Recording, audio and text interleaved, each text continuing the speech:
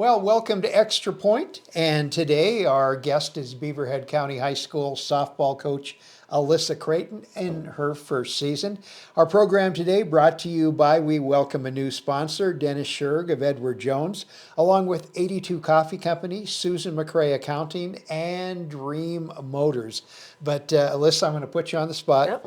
Before we talk about softball, this is what I ask everybody, is I need a scouting report of Coach Creighton. So this is the basic 101 on Alyssa. Like I said before, I could probably answer these questions myself. Right. Because I've known you for many moons. But I'm going to let you do it first. Let's start out with your hometown. I am originally from Havre, Montana. Okay. Yep. And what brought you to Dillon for the very first time? I was recruited to play basketball at Western by Kevin England, so I came to college here and played, through my college career here in Dillon and stayed in Dillon. Played on some pretty good teams, too. Some really good teams, yeah. We pretty awesome career. We made it to nationals every single year when I was there and had some good runs. We made it to the Elite Eight, I believe, my sophomore year. A lot of good players, a lot of good teams. It was really fun. Well, and one of your teammates right now, or from your Western days, is kind of a teammate in a roundabout sort of way in your Beaver days. Yep. Bobby Conan. Yep. Yeah, Bobby and I, our kids are about the same age, her daughter Kylie is the same age as my twins. They're both juniors, and then her daughter Caitlin is a year older than my middle schooler, and then Kess and Delaney, my youngest, they're both in 4th grade, and they're pretty close. So we spent a lot of time together. We're in the gym a lot at the same time. So Jim Ratz's kids Yep. and Jim Ratz's parents. Yep, exactly. Okay, and then after graduation, now you didn't stay in Dillon right away after graduation. Didn't Yeah. you venture out for a little bit? Yeah, Corey and I moved to Missoula for about 8 months. I had an internship there to finish up my business degree. Kind of completed that and really didn't, at first we really wanted to get out of Dillon, experience something new, and absolutely hated it. And so first opportunity I had to move back to Dillon, I actually, Kevin England, I was visiting with him. I had come back to watch some playoff games for Western basketball for some of my old teammates, and I was visiting with him and just telling him we really wanted to get back to Dillon. And 2 days later, I got a call from Roxanne and got recruited back, got a job at what was then Western States Insurance, and I've been in that job in different positions ever since. Well, and let's talk family. Your family, as it is now, began at Western. Yes, yeah. You married a guy from Alaska. Yeah. My husband, Corey, played football at Western. He was originally from Alaska, but his family's from Montana. So he had Montana roots here. His dad played football at Tech. His uncle played football at Western. And so, he played football here. He's a year older than me. And so we met, October, my freshman year of college. And the rest is pretty much history. Yeah. Yep. What'd you say, 23 years together? Yep. It 23 and a half, yeah. It doesn't seem that long. So, but married, how many of those years? We have been married for oh my gosh, Wally. Okay, So we've been married since 2005. Okay. Almost it'll be 19 years this summer. Yeah, math never was one of No. my strong subjects Yep. either. And as a result of that, you and Corey blessed with 4 daughters. Yeah, 4 daughters. I have twins that are juniors, and then a 12-year-old 7th grader and a 9-year-old 4th grader. And is it hard to believe that your oldest, the twins, are juniors in high school? Yeah, I don't like talking about it very much. It's exciting, but also devastating at the same time. I think a lot of parents probably feel that way, but it's really it's so fun to see them grow into their own people. But it's a little heart-wrenching. But they're pretty awesome kids. I really can't complain. Yeah. Well, I don't want to put too much emotional spirit into this thing. So let's move into softball now. Yeah. Your rookie season as head coach for the Beaver Softball program, but not your first venture into Beaver Softball. Right. I've been volunteering with Andrea and Dennis Scherg since 2020. Which was the COVID year. So unfortunately that season got canceled, which was devastating. So got to coach with them, for 4 years. Again, math is not working for me right now, but Super fortunate to have them take me under their wing and be able to coach with them.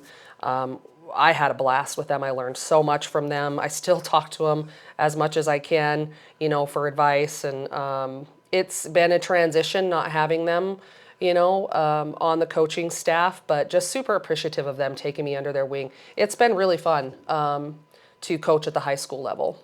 Okay, well, we're going to take a little break right now, and we're going to come back and get into a little more detail with Beaver Softball, and we'll do it after this.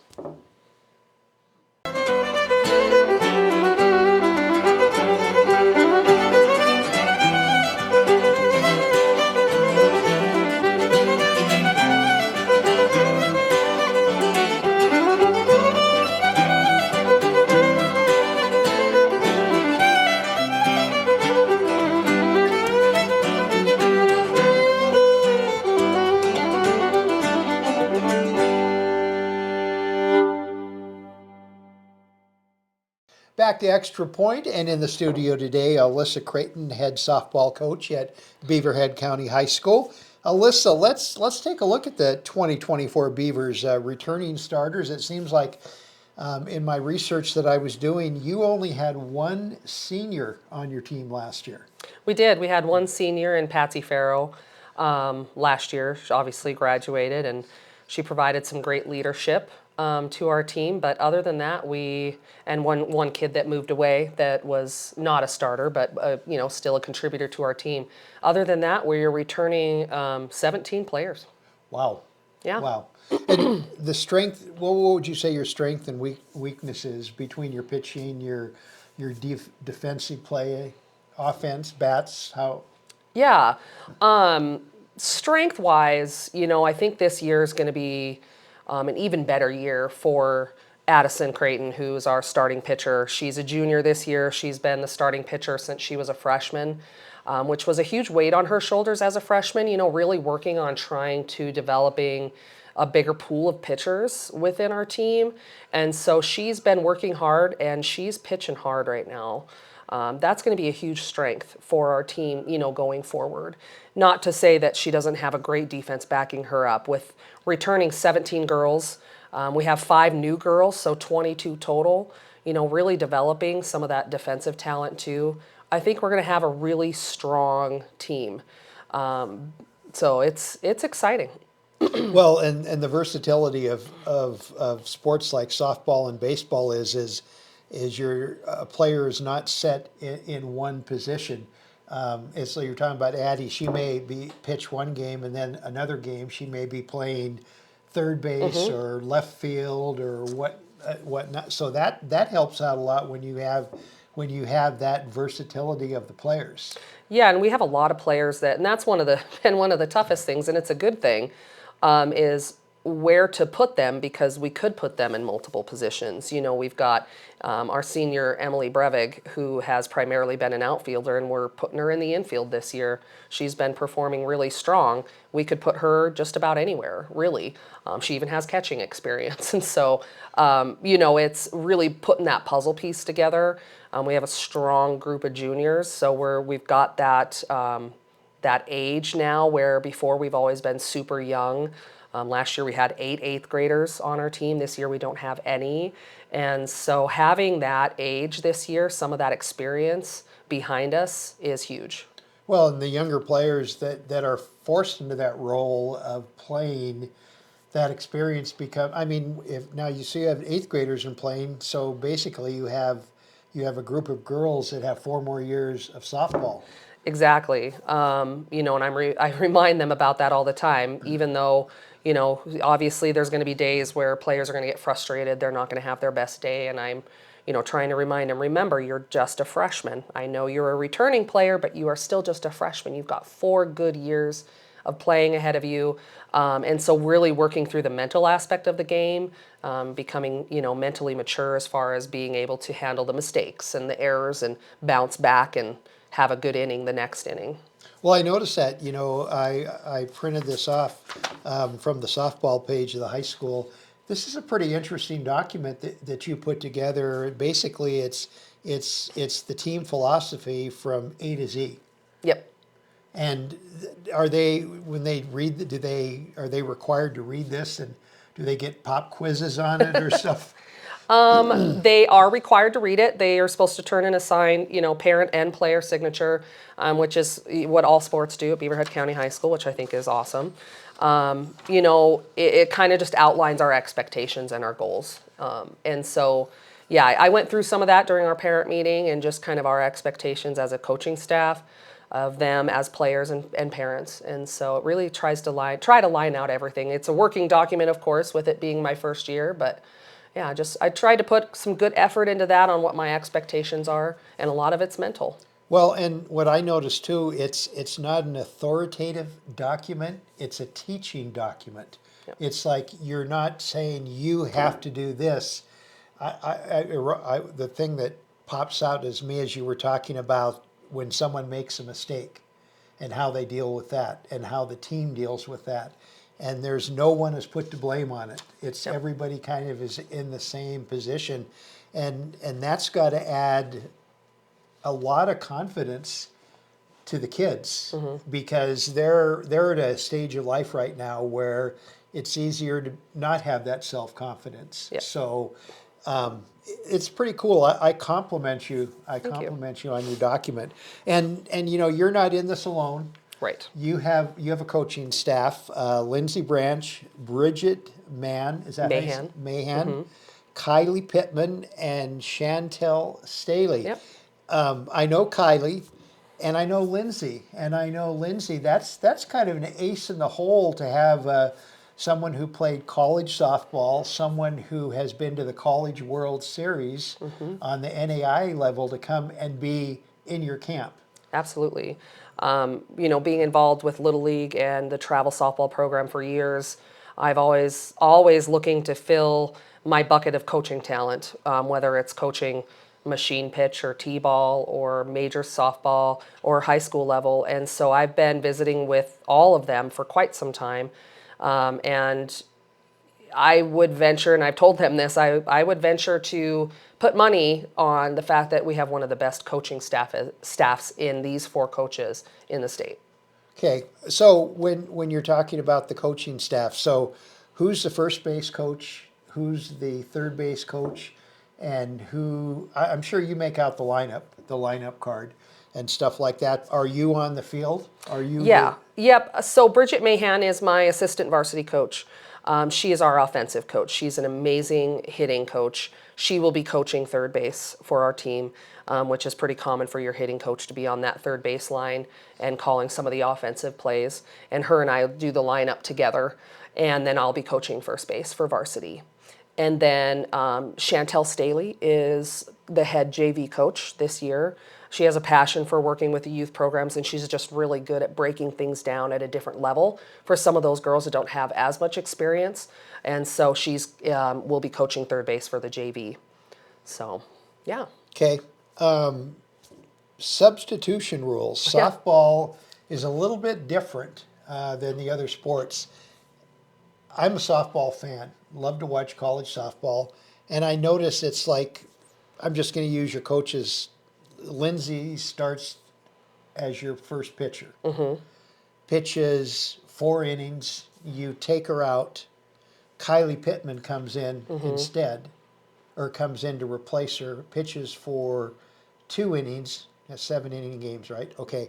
So after 2 innings, you put Lindsay back in at pitching. Is there a simple explanation how that works?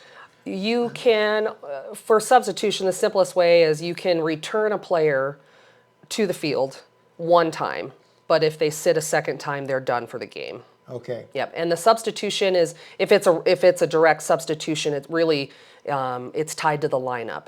So that lineup, that offense. So we can say if Lindsay's pitching and Kylie's playing shortstop, we can swap them in positions. That is not considered a substitution. Oh, Yeah. okay. And so we try to do that. But, if Kylie or whoever sits the actual bench goes in the dugout, then their sub bats in their order in the lineup as well.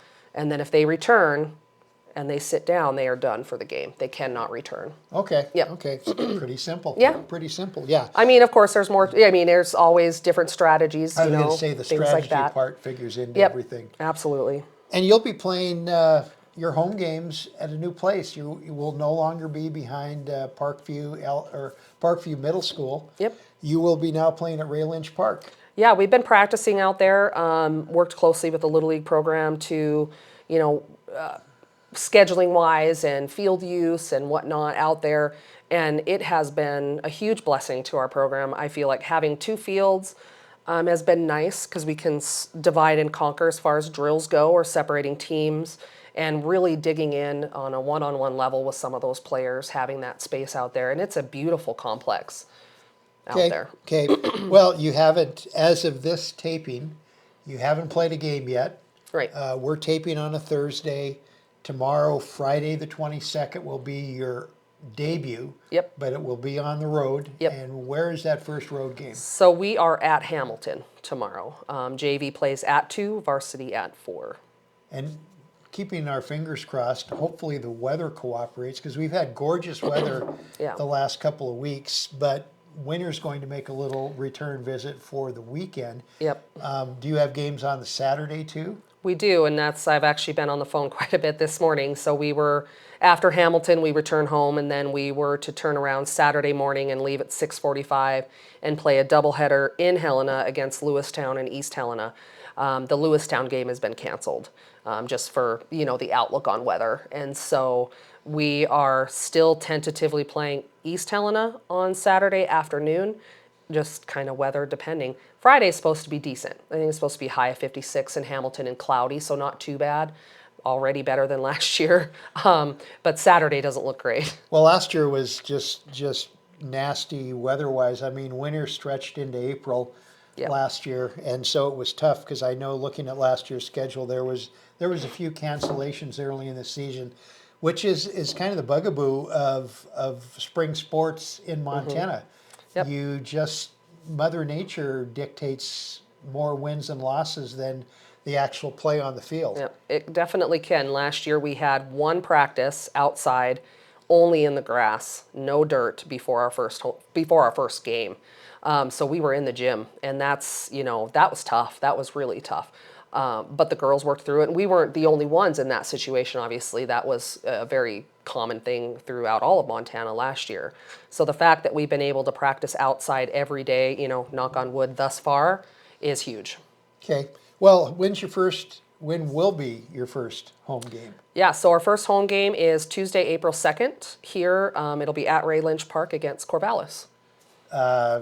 Same scenario. JVs at Varsity at 3, JV after at Okay, 5. Yeah, okay. it's typically most locations are going to do varsity first because you never know how long a varsity game will go. So they always like to get that varsity game in, and then they'll start JV as soon as it's over. What do you look at as far as where we play, who we play against?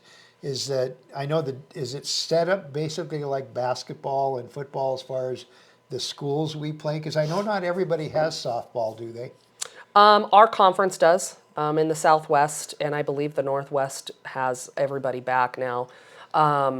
It is almost identical. We play our conference games, so we have 10 conference games, 5 on the road, 5 at home, and then we have 2 invitational tournaments that we go to, one in Frenchtown and one in Butte, and we play 4 games at each of those.